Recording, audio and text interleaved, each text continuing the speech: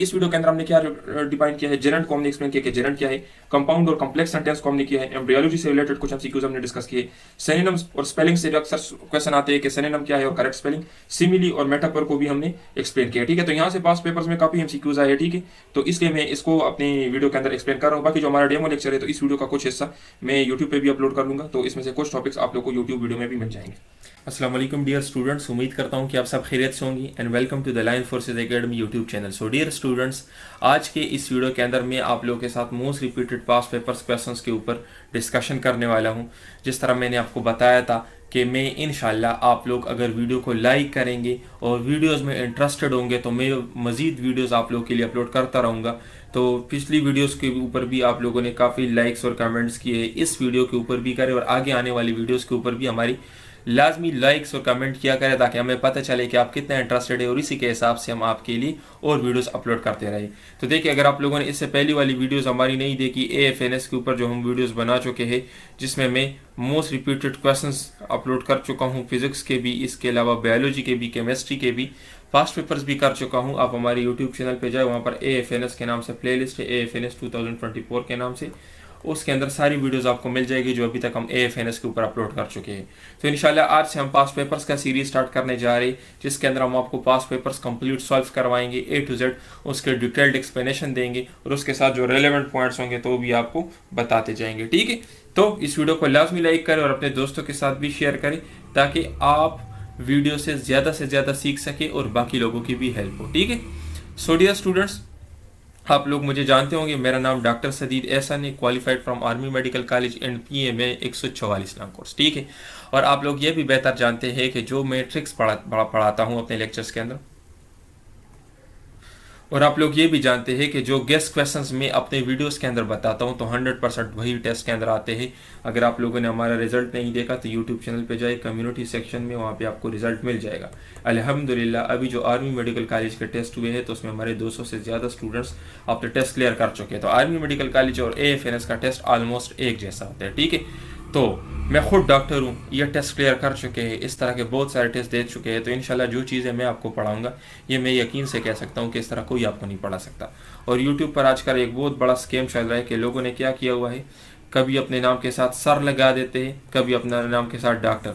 तो सर या डॉक्टर लगाने से कोई ना तो सर बनता है ना डॉक्टर बनता है। ठीक है, इसके लिए प्रॉपर मेहनत करनी पड़ती है, और जो आप पढ़ाते हो तो लोगों को उस चीज़ से पता चल जाता है कि आप डॉक्टर हो या नहीं, आप सर हो या नहीं। तो सिर्फ सर लगाने से कुछ नहीं होता।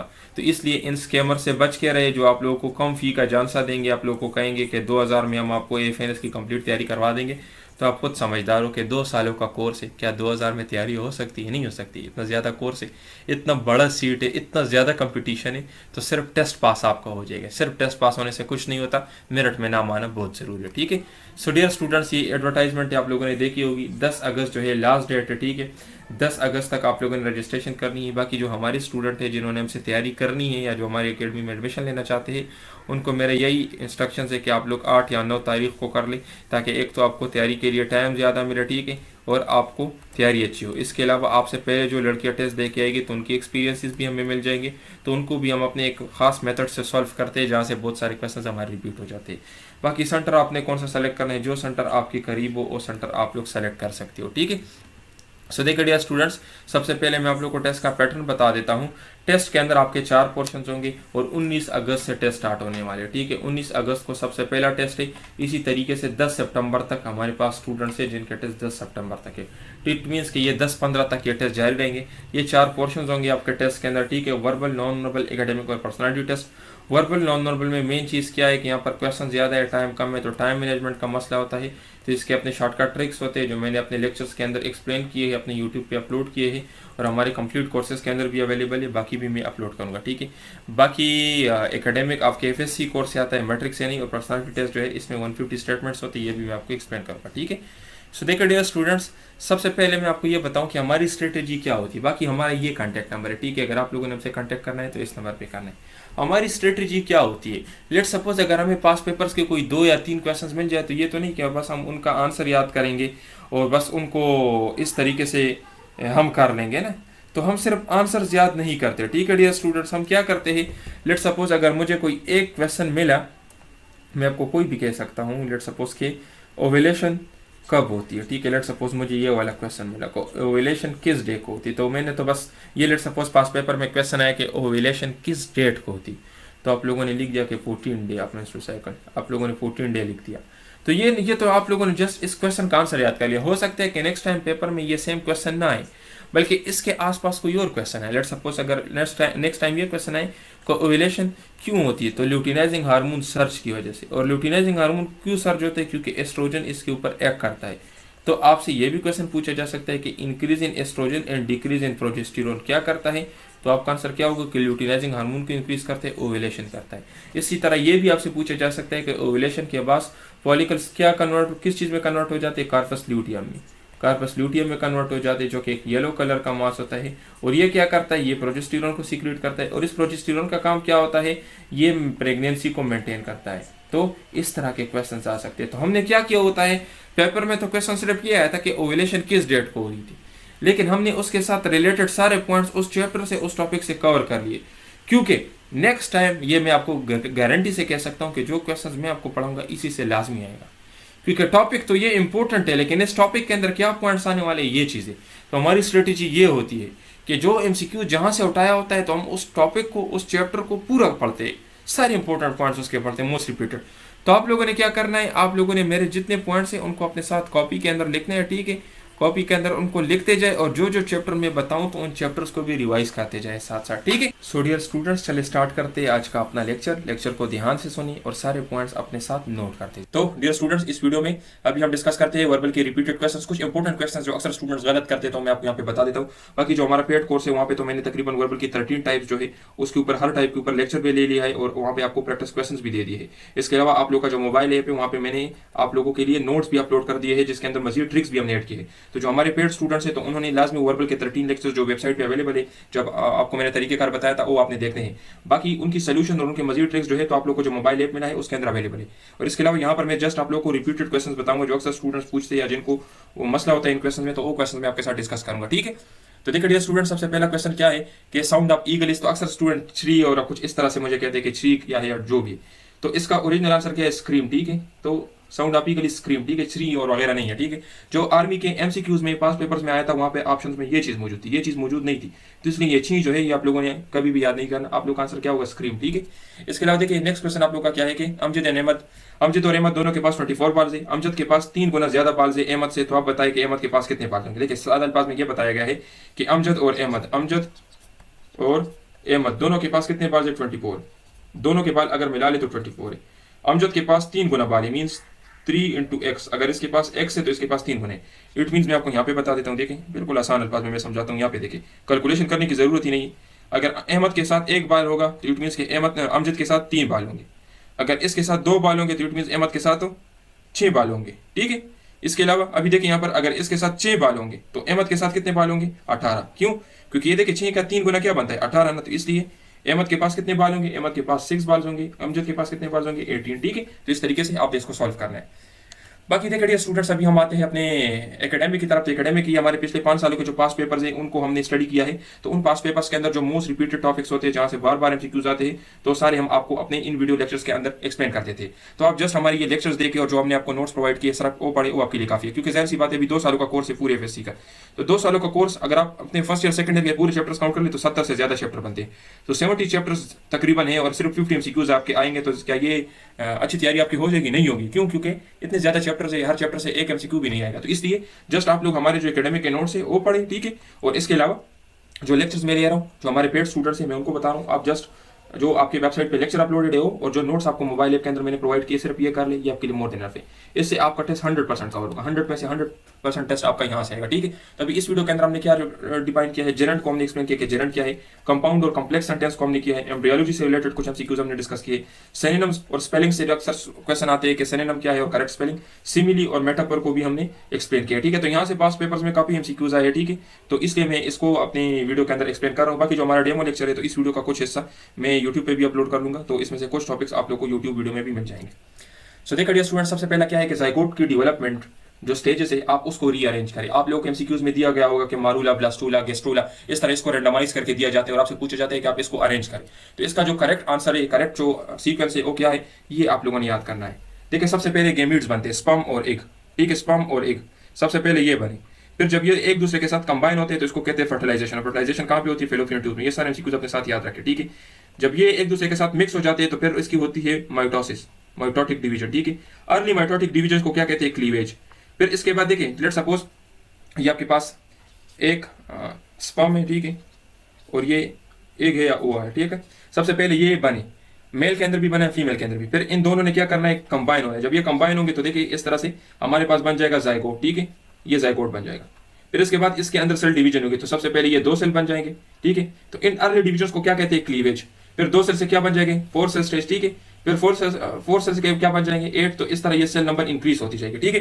तो ये आपके पूरे स्टेप हो गए। फिर उसके बाद देखिए ब्लास्टूला जो है तो ये 2 लेयर्स का आपके पास होता है, ठीक है। फिर उसके बाद 2 लेयर्स कन्वर्ट हो जाती है 3 लेयर्स में, तो इसको कहते हैं गेस्ट्रोला। और फिर न्यूरोला, जब उसके अंदर न्यूरल सिस्टम नोटोकार्ड की डेवलपमेंट हो जाती है तो उसको कहते हैं न्यूरोला, ठीक है। तो ये आपके स्टेजेस हो गए, ये आप लोगों ने याद रखते हैं। आपकी इनिशियल टेस्ट में यहाँ से एमसीक्यूज आएगा, इन चीजों को रेंडमाइज करके आपको दिया जाएगा। लेट सपोज अगर आपको ऑप्शंस में दिया जाए कि मारूला पहले नंबर पे हो, फिर क्लीवेज हो, फिर ब्लास्टूला हो, या कुछ भी रेंडमाइज करके दिया जा सकता है। तो ये करेक्ट ऑर्डर है, इसको याद करें। सबसे पहले गेमीट्स बनेंगे, फिर वो एक दूसरे के साथ कंबाइन होंगे फेलोपियन ट्यूब्स में, तो फर्टिलाइजेशन होगी। फिर उसकी अर्ली माइटोटिक डिवीजन होगी जिसको क्लीवेज कहते हैं। फिर उसके बाद मारूला बनेगा, फिर उसके बाद ब्लास्टूला बनेगा। फिर ब्लास्टूला के जो है 2 लेयर्स का सेल होता है, ठीक है। फिर उसके बाद 3 लेयर्स का एम्ब्रियो बन जाता है, तो इसको कहते हैं गेस्ट्रूला। फिर उसके बाद जब उसके अंदर नोटोकॉर्ड डेवलप हो जाता है तो उसको कहते हैं न्यूरोला, ठीक है। तो यहाँ पे देखिए सबसे पहले ह्यूमंस में हर्ट बनता है, ठीक है, क्योंकि इसने क्या करना होता है? इसने ब्लड को पंप करना होता है, ठीक है। इसके अलावा देखिए इम्प्लांटेशन क्या है, जब आपके पास ये फर्टिलाइजेशन हो जाती है ना, तो इसके बाद फिर जो आपके पास जाइगोट है, ये जाइगोट जो है एंडोमेट्रियम में आपके पास कहां पर इम्प्लांटेशन कहां पे होगा? यूटेरस के एंडोमेट्रियम में। यूटेरस के एंडोमेट्रियम में ये एम्बेड हो जाएगा, ठीक है, उसके अंदर घुस जाएगा, तो इसको कहते हैं इम्प्लांटेशन। और अक्सर पूछा जाता है कि ये कब होता है? तो इम्प्लांटेशन होता है 4th वीक में। और इम्प्लांटेशन कहां पे होगा? एंडोमेट्रियम में। एंडोमेट्रियम कहां पे है? यूटेरस के एंडोमेट्रियम में, ठीक है। एंडोमेट्रियम उसका मस्कुलर लेयर होता है, ठीक है। अभी देखिए आउटरमोस्ट लेयर ऑफ एम्ब्रियो कौन सा है? कोरियन। और कोरियन क्या करता है? ये सर्कुलेटरी सिस्टम भी बनाता है, ठीक है। तो ये एमसीक्यू भी अक्सर पूछा गया कि circulatory system is derived from Korean amnion, तो आपका आंसर होगा कोरियन, ठीक है। इसके अलावा मरूला क्या है? मरूला आपके पास 16 सेल स्टेज है, ठीक है। सॉरी मैंने 8 सेल स्टेज बताया, morula is a 16 cell stage, ठीक है। बाकी आप उसके बाद देखिए ब्लास्टूला जो है इसमें 20 to 23 सेल्स होते हैं, ठीक है, 20 to 30 सेल्स होते हैं। मरूला जो है ये 16 सेल स्टेज है, ठीक है। बाकी गेस्ट्रुलेशन क्या है? गेस्ट्रुलेशन 3 लेयर्स जब बन जाती है, ठीक है, एक्टोडर्म, मेसोडर्म, एंडोडर्म, तो इसको कहते हैं गेस्ट्रुलेशन। तो 3 लेयर्स बन जाती है और 3rd वीक पे होता है, ठीक है। तो देखिए ये सारे एमसीक्यूज आपके लिए बहुत इंपॉर्टेंट है, ये अक्सर पूछे जाते हैं, खासकर ये कि गेस्ट्रुलेशन कब होगा, ठीक है। तो गेस्ट्रुलेशन कब होगा, और बाकी यहाँ पर आपसे ये पूछा जाएगा कि इम्प्लांटेशन कब होगा और कहाँ पे होगा। तो एंडोमेट्रियम में होगा। एंडोमेट्रियम कहाँ पे? यूटेरस। और endometrium is the muscular layer of the uterus, ठीक है। पहला ऑर्गन कौन सा बनेगा? हार्ट, ठीक है। तो ये आपके सारे एमसीक्यूज हो गए। बाकी देखिए यहाँ पर मैंने इसको एक डायग्राम से भी शो किया, ये तो मैंने आपको बना भी दिया। अभी देखिए यहाँ पे मैंने इसको शो किया। सबसे पहले देखिए यहाँ पे फर्टिलाइजेशन होगी, पहले एक बना और फिर उसके साथ मेल्स में स्पर्म बना, फीमेल के साथ एक। और आपको मैंने बताया था कि एक कैसे रिलीज होता है? ओवेलेशन के थ्रू, ठीक है। ओवेलेशन कब होता है ये भी मैंने आपको बताया था कि लेट्स सपोज अगर 28 डेज का मेंस्ट्रुअल साइकिल है तो उसमें डे 14 को ओवेलेशन होता है। और ओवेलेशन के दौरान क्या क्या होता है? ओवेलेशन के दौरान लुटिनाइजिंग हार्मोन इंक्रीज होता है, ठीक है। और आपके पास और क्या होता है? एस्ट्रोजन भी इंक्रीज होता है, ठीक है। और प्रोजेस्टेरोन जो है ये क्या होता है? ये प्रोजेस्टेरोन डिक्रीज होता है, ठीक है। तो एस्ट्रोजन इंक्रीज होगा, प्रोजेस्टेरोन डिक्रीज होगा। तो लास्ट ईयर ये भी एमसीक्यू आया था कि increase in oestrogen and decrease in progesterone causes what, तो आपका आंसर क्या होगा? ओवेलेशन, ठीक है। तो ये 2023 में ये क्वेश्चन भी आया था। तो देखिए सबसे पहले क्या हुआ? फीमेल्स में एक बना, ये रिलीज हुआ, ओवेलेशन हुआ, कब हुआ? अगर 28 डेज का मेंस्ट्रुअल साइकिल है तो डे 14 पे होगा। और उसका इसके अलावा मैंने आपको ये भी बताया था कि लेट्स सपोज अगर मेंस्ट्रुअल साइकिल 30 डेज का हो तो उसमें आपने किस तरीके से मालूम करना है? 30 से सिंपली आपने 14 माइनस करना है, तो आपके पास जो डेट आ जाएगा उसको ओवेलेशन होगा। अगर 32 डेज का मेंस्ट्रुअल साइकिल है तो आपने 32 से 14 माइनस करना है, तब आपका होगा, ठीक है। और अगर 28 डेज का है तो फिर आपका कब होगा? डे 14 पे होगा, ठीक है। तो इसलिए जितने मेंस्ट्रुअल साइकिल के दिन हो उससे आपने 14 माइनस करना है, आपको डे मिल जाएगा कब ओवेलेशन होगी। ओवेलेशन का पता फीमेल्स को कैसे चलेगा? इस दौरान उनकी जो टेम्परेचर है उसकी जो टेम्परेचर है तकरीबन 1 डिग्री सी इंक्रीज हो जाती है, ठीक है। तो उनका बुखार फील होता है। तो ये एक साइन है ओवेलेशन की, और इसलिए ये इसलिए जरूरी है क्योंकि अक्सर जो बच्चों में लोग वक्फा करते हैं ना तो वो लोग इस चीज को देखते हैं टेम्परेचर की वजह से, क्योंकि ये बहुत फर्टाइल डेज होती है। अगर इन दिनों के अंदर आप लोग इंटरकोर्स करोगे तो फर्टिलाइजेशन के चांसेस 100। सो देखिए डियर स्टूडेंट्स, अगर आप हमारे पेड कोर्सेज को ज्वाइन करना चाहते हो तो हमारे पास 3 तरह के पेड कोर्सेज है जिससे हम आपको टेस्ट की 100% गारंटी देते हैं। देखिए डियर स्टूडेंट्स, आप सिर्फ हमारे नोट्स भी बाय कर सकते हो। अगर सिर्फ हमारे नोट्स आपने बाय करने तो उसके अंदर आपको मिलेंगे वर्बल ट्रिक्स के साथ, non verbal with solution, complete academic मिलेगा जिसमें आपका आ जाता है फिजिक्स, केमिस्ट्री, बायोलॉजी, इंग्लिश, ये सब आ जाता है। पास पेपर्स भी आपको मिलेंगे, ठीक है। पिछले 5 सालों के पास पेपर्स भी हम आपको देंगे। व्हाट्सएप ग्रुप के अंदर भी ऐड करेंगे जहाँ पे हमारी डिस्कशंस होगी। तो ये जितना भी डिस्काउंट मैंने लगाया है, ठीक है, ये डिस्काउंटेड फीस है, ठीक है। और ये डिस्काउंटेड फीस जो है तो ये सिर्फ और सिर्फ 100 सीट्स के लिए, ठीक है, 100 स्टूडेंट्स के लिए। सिर्फ नोट्स आपको 3500 में मिलेंगे। नोट्स की नॉर्मल कीमत 5000 है, अभी आपको 3500 में मिलेंगे, ठीक है। नोट्स के अंदर क्या होंगे, verbal, non verbal, complete academic, past papers और व्हाट्सएप ग्रुप के अंदर आपको ऐड करेंगे, ठीक है। और आपके टेस्ट से पहले आपको सेलेक्टेड क्वेश्चंस भी देंगे आपके टेस्ट डेट और टेस्ट टाइम के मुताबिक। इसी तरीके से आप हमारा क्रैश कोर्स भी ज्वाइन कर सकते हो। क्रैश कोर्स के अंदर हम क्या करेंगे, वर्बल आपको ऑनलाइन पढ़ाएंगे और नॉन वर्बल आपको पढ़ाएंगे। उसके बाद कंप्लीट नोट्स देंगे, जो 3500 वाले नोट्स ये भी आपको सारे मिलेंगे। इसके साथ एक्स्ट्रा क्या होगा कि वर्बल नॉन वर्बल हम आपको पढ़ाएंगे और टीचर आपके साथ होगा। अगर किसी चीज़ की समझ आए तो पूछ सकती हो, आपको गाइड करेगा, व्हाट्सएप ग्रुप के अंदर ऐड करेंगे। और आपके टेस्ट से एक दिन पहले आपके टेस्ट डेट और टेस्ट टाइम के मुताबिक आपको 200 सेलेक्टेड एमसीक्यूज भी देंगे। ये आपको 5500 का मिलेगा, ठीक है। टेस्ट की गारंटी होगी, चाहे आप नोट्स लेते हो या ऑनलाइन तैयारी करते हो, इस बात की गारंटी देंगे कि अगर नोट्स लिए हो तो 100% क्वेश्चन हमारे नोट्स से आएंगे। बाकी अगर आपने हमारा कोर्स ज्वाइन किया हो तो 100% हमारे कोर्स से आएंगे। बाकी देखिए डियर स्टूडेंट्स, आपके टेस्ट में फेडरल, पंजाब, केपी सब बुक्स आते हैं। तो भी अगर एक स्टूडेंट केपी की है तो फेडरल को पढ़ नहीं सकती ना, अगर एक स्टूडेंट पंजाब की है तो फेडरल बुक्स नहीं पढ़ सकती। लेकिन हमारे नोट्स में हमने ये तमाम चीज़ें कवर की, उनको अगर आप कर लेते तो आपका सब कुछ कवर हो जाएगा। उसके साथ आपको एक्स्ट्रा बुक्स पढ़ने की कोई ज़रूरत नहीं है, ठीक है। इसी तरीके से देखिए स्टूडेंट्स, अगर आप हमारा फुल कोर्स ज्वाइन करना चाहती है तो इसके अंदर हम आपको वर्बल पढ़ाएंगे, ठीक है, ट्रिक्स पढ़ाएंगे वर्बल की, नॉन वर्बल आपको कंप्लीट पढ़ाएंगे, एकेडमिक पढ़ाएंगे आपको, ठीक है, जिसमें फिजिक्स, केमिस्ट्री, बायोलॉजी, इंग्लिश आ जाता है। पास पेपर्स के ऊपर डिस्कशन करेंगे, कंप्लीट नोट्स भी आपको देंगे, व्हाट्सएप ग्रुप के अंदर भी ऐड करेंगे और टीचर भी आपके साथ होगा। इसकी हम आपसे कितनी फीस लेंगे, 8000। इस कोर्स की जो नॉर्मल फीस है वो 10,000 है, ये भी डिस्काउंट लगा हुआ है, ठीक है। आपसे हम 8,000 लेंगे। टेस्ट की पासिंग गारंटी होगी 100% होती है। तो इसलिए ये टेम्परेचर से हमको पता चलता है कि अभी ओवुलेशन हुई है, तो फिर इंटरकोर्स वगैरह को अवॉइड करते। तो सबसे पहले क्या बना, एक बना और स्पर्म बना, इन्होंने कंबाइन किया कहाँ पे, फेलोपियन ट्यूब में। फर्टिलाइजेशन कहाँ पे होती है, फेलोपियन ट्यूब में, ठीक है।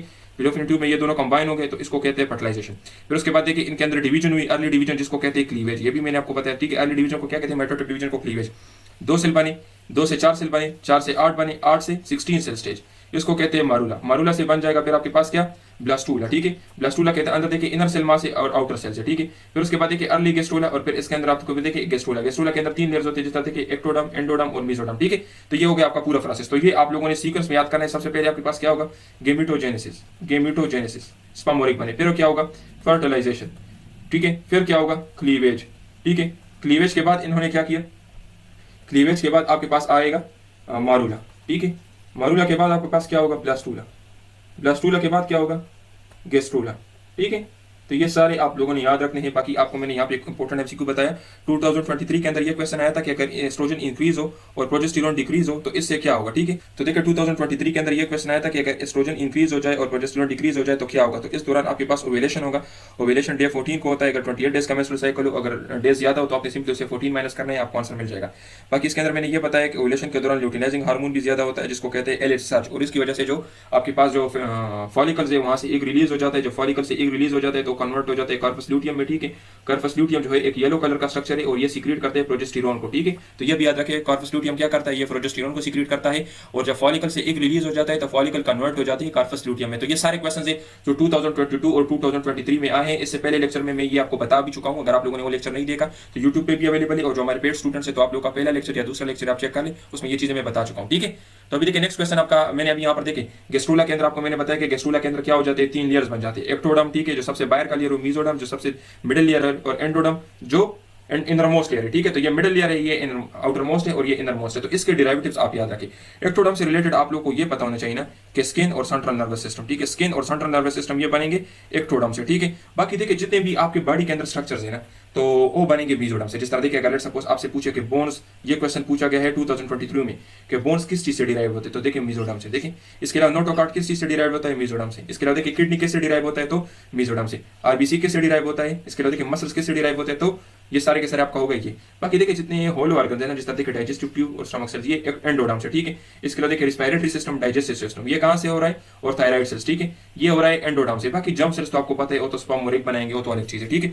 तो ये चीजें है आपके इनिशियल टेस्ट से रिलेटेड सबसे इंपॉर्टेंट क्वेश्चंस यहाँ से जो पूछा गया है कि बोन्स जो है ये किस चीज से डिराइव होता है, तो देखिए bones is derive from mesoderm. इसके अलावा अक्सर ये भी क्वेश्चन पूछा जाता है कि न्यूरॉन किस चीज से डिराइव होता है, तो देखिए neuron is derive from ectoderm, ठीक है, ये क्वेश्चन पूछा गया है। बाकी ये भी क्वेश्चन पूछा गया है कि किडनी कहाँ से डिराइव हुई है, ठीक है, तो किडनी भी मेसोडर्म से है। नेक्स्ट क्वेश्चन क्या पूछा गया है कि डाइजेस्टिव ट्यूब, ठीक है, या लेट सपोज अगर आपसे पूछे कि एसोफेगस, डाइजेस्टिव ट्यूब को लेट सपोज अगर वो स्पेसिफाई करके आपको दे दे कि एसोफेगस कहाँ से डिराइव हुआ है, तो बात तो एक ही है ना, डाइजेस्टिव ट्यूब में क्या आ जाता है, पूरा डाइजेस्टिव ट्रैक्ट आ जाता है ना। तो अगर सपोज आपसे पूछे कि एसोफेगस कहाँ से हुआ है तो आपका आंसर क्या होगा। लेट्स सपोज अगर आपसे पूछे कि स्टमक कहाँ से हुआ है तो आपका आंसर क्या होगा, एंडोडम। अगर आपसे पूछे कि ड्यूडेनम कहाँ से हुआ है तो सबका आंसर एक है, क्योंकि पूरा के पूरा जो डाइजेस्टिव ट्रैक्ट है ना वो यहाँ से हुआ है। इसी थायराइड सेल्स, तो ये सारे क्वेश्चन आपके लिए बहुत जरूरी है, ठीक है। तो गैस्ट्रुलेशन में क्या होता है, 2 सेल्स कन्वर्ट हो जाते हैं, 2 लेयर्स कन्वर्ट हो जाते हैं 3 लेयर्स में, ठीक है। तो ये भी याद रखें कि कौन सी 3, एक्टोडम, मेसोडम, एंडोडम, ठीक है। सो डियर स्टूडेंट्स, बाकी देखिए which layer form the circulatory system, ये क्वेश्चन आया था 2023 में। ये मैंने आपको बता भी दिया है कि कोरियन क्या है। कोरियन जो है ये सर्कुलेटरी सिस्टम बनाता है, ठीक है। कोरियन जो है तो ये आपके पास जो एम्ब्रियो है इसका आउटर मोस्ट स्ट्रक्चर होता है, ठीक है। इसके अंदर देखिए इस तरह से विलाय बन जाते हैं, और वो विलाय जो है ना तो वो आपका जो मेटरनल ब्लड सिस्टम है ना उसको पंचर कर देते हैं, तो वहाँ पर वेसल्स बन जाती है। तो इसलिए हम कहते हैं कि कोरियन क्या करते हैं, कोरियन सर्कुलेटरी सिस्टम बनाते हैं, ठीक है। तो ये जो है प्लेसेंटा की फॉर्मेशन में भी रोल अदा करता है, जिसके थ्रू गैसियस एक्सचेंज होता है। तो प्लेसेंटा का काम क्या है, gaseous exchange and nutrient transfer, ठीक है। और ये आउटर मोस्ट मेम्ब्रेन है, ठीक है, जो एम्ब्रियो को सराउंड करते हैं। तो यहाँ पे देखें ये जो आपको आउटर मोस्ट नजर आ रहा है ना, ये आपके पास कोरियन है, ठीक है। एमनियन जो है ये अंदर की तरफ होता है, उसके अंदर एमनियोटिक फ्लूइड होता है, और ये बेबी को स्ट्रेस से और बाकी ट्रॉमा वगैरह से बचाते हैं, ठीक है। बाकी ये यूट्रस है, आपको मैंने बताया था कि यूट्रस के अंदर आप लोगों के पास इम्प्लांटेशन होती है, ठीक है। यूट्रस में कहाँ पे, एंडोमेट्रियम में, ठीक है। ये हो गया आपको, बाकी ये एमनियोटिक फ्लूइड है, ठीक है। ये प्लेसेंटा हो गया। प्लेसेंटा का काम क्या है, प्लेसेंटा का काम है gaseous exchange and nutrient transfer. और ये किस चीज से बना होता है, ये भी कोरियन से बना होता है। और यहाँ देखिए ये यॉक से है, ठीक है, और ये अम्बिलिकल कार्ड है, ठीक है।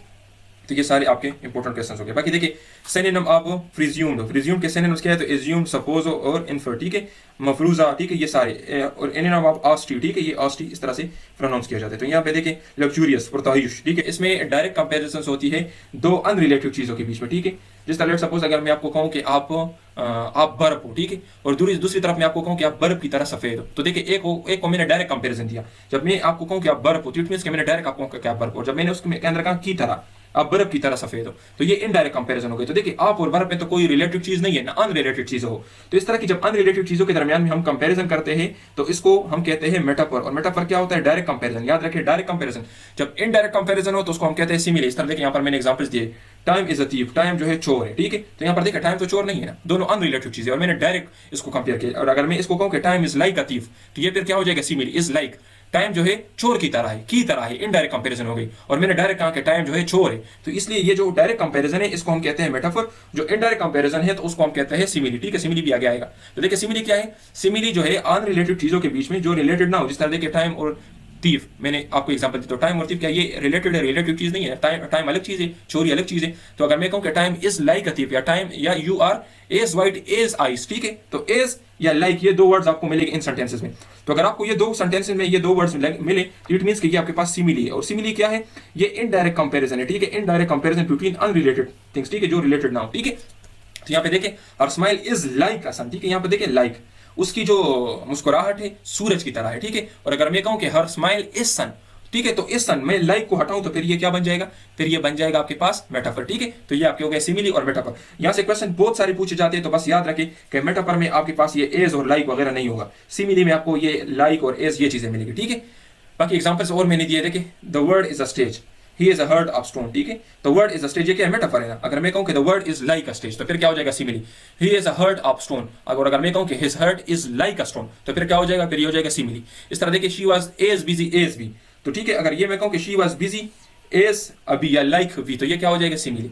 ही स्विम्स लाइक अ फिश, और अगर मैं कहूं कि ही इज अ फिश, ठीक है, तो फिर क्या हो जाएगा, ये आपके पास बन जाएगा मेटाफर। तो देखिए ये सिमिली और मेटाफर है, बहुत इजी चीज है। जस्ट इसके अंदर ये बेसिक चीजें आपको याद होना कि देखिए अगर एज और लाइक आपको सेंटेंस में देखे तो इट मींस कि ये सिमिली। अगर ये ना हो और डायरेक्ट कंपैरिजन हो तो फिर देखिए हेमोग्लोबिन के दरमियान कितने पॉलीपेप्टाइड चेन्स होते हैं, ठीक है। तो देखिए हेमोग्लोबिन है एक और एक है मायोग्लोबिन।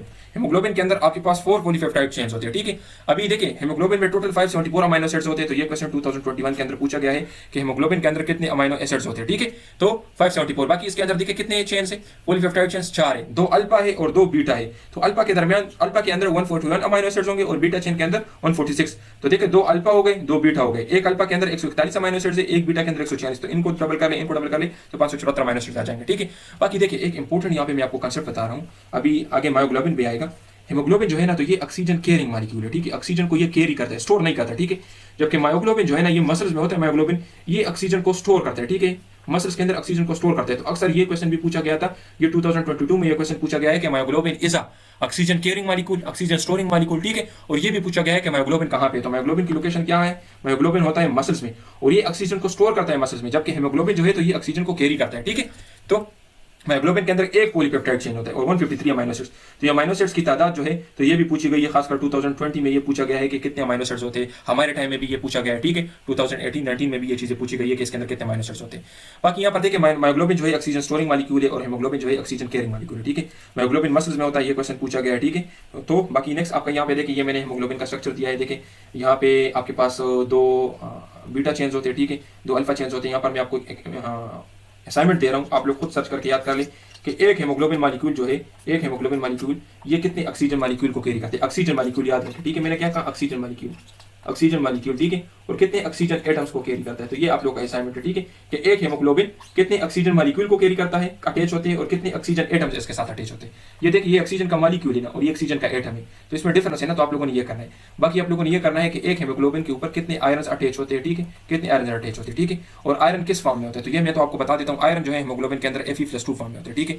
अगर ये Fe+3 फॉर्म में हो तो इसको फिर कहते हैं मेट हेमोग्लोबिन, और ये फिर ऑक्सीजन को कंबाइन नहीं कर सकता, ठीक है। तो याद रखिए आयरन जो है ये Fe+2 फॉर्म में होता है हेमोग्लोबिन के अंदर। अगर आयरन ऑक्सीडाइज हो जाए Fe+3 फॉर्म में तो फिर इसको हम कहते हैं मेट हेमोग्लोबिन, ठीक है, मेट हेमोग्लोबिन। ये इंशाल्लाह आप लोग बायोकेमिस्ट्री में पढ़ोगे जब आप MBBS में होगे, और ये ऑक्सीजन को कैरी नहीं कर सकता, ठीक है।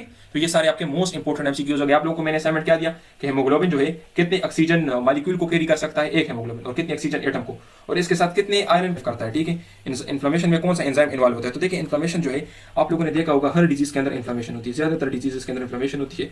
आप लोग फिर आगे MBBS में पढ़ोगे, एक होता है एक्यूट इन्फ्लेमेशन, एक होता है क्रॉनिक इन्फ्लेमेशन। वो आप लोग के काम की नहीं है। बाकी सिर्फ आपको जस्ट यहाँ पे मैं ये बताऊं कि COX इसको कहते हैं साइक्लोऑक्सीजिनेस, साइक्लोऑक्सीजिनेस, ठीक है, साइक्लोऑक्सीजिनेस। ये एंजाइम आप लोग याद रखें कि ये मेन रोल अदा करता है कहाँ पर, इन्फ्लेमेशन में।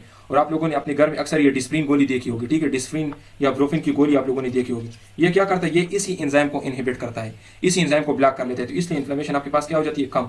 और इन्फ्लेमेशन के सिम्टम्स क्या है, इसमें आपके पास बंदे को फीवर भी होगा, ठीक है, इसमें स्वेलिंग भी होगी, ठीक है, स्वेलिंग भी होगी, और रेडनेस भी होगी उस जगह पे, ठीक है, रेडनेस भी होगी। तो जैसे ही बंदा ये डिस्प्रिन या ब्रोफिन की गोली खा लेता है ना, तो ये एंजाइम तो इनहिबिट हो जाता है, ब्लॉक हो जाता है, तो उसका बुखार भी कम हो जाता है, उसकी जो स्वेलिंग है वो भी कम हो जाती है, और उसकी जो रेडनेस है उस रीजन पे वो भी कम हो जाती है। और अक्सर आप लोगों ने नाम सुना होगा कि स्टीरॉइड्स का भी आप लोगों ने नाम सुना होगा। तो स्टीरॉइड्स भी यही काम करते हैं, स्टीरॉइड्स पूरी इसकी प्रोडक्शन जो है उसको ब्लॉक कर देते हैं, ठीक है। साइक्लोऑक्सीजिनेस ब्रोफिन क्या काम करते हैं, जो एनसिड्स है, ब्रोफिन को कहते हैं NSAIDs, non steroidal anti inflammatory drugs, और एक होते हैं स्टीरॉयडल ड्रग्स। तो एनसिड्स जो है आपके पास, या जो ब्रोफिन की गोली है या जो डिस्प्रिन की गोली है, ये इसी एंजाइम को ब्लॉक कर लेते हैं। तो इसलिए आपके पास फीवर भी कम हो जाता है, स्वेलिंग भी, रेडनेस भी। स्टीरॉइड जो है तो इसकी पूरा जो यहाँ जहाँ से ये बंद रहे ना तो उसको ब्लॉक कर लेते हैं, ठीक है। तो इसके अंदर ये डिफरेंस है। बाकी ये जस्ट मैंने आपको बता दिया ताकि आप लोगों को डॉक्टर्स फीलिंग आए कि हाँ यार हम भी डॉक्टर है।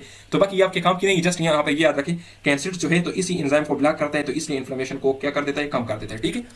देखिए नेक्स्ट क्वेश्चन क्या है कि अगर आपके पास मोलरिटी आपको दी हो तो आप लोगों ने pH मालूम करना होता है, ठीक है। तो इसका फार्मूला क्या है, देखिए pH is equal to minus log into आपके पास क्या है, मोलरिटी, ठीक है। तो देखिए यहाँ पे आपके पास मोलरिटी क्या है, 1:10⁻⁴, ठीक है। तो यहाँ पे देखिए अगर आप इसको सॉल्व कर लेते हैं तो यहाँ आपके पास कुछ इस तरह से हो जाएगा, माइनस तो ये -4 यहाँ पे आ जाएगा, ठीक है, और यहाँ पे बन जाएगा आपके पास log 10। तो log 10 आपके पास बराबर है 1 के, और ये अगर इसके साथ मल्टीप्लाई करें तो। थैंक यू डियर स्टूडेंट्स, आपका मोस्ट याद रखिए, वीडियो को लास्ट में लाइक करें।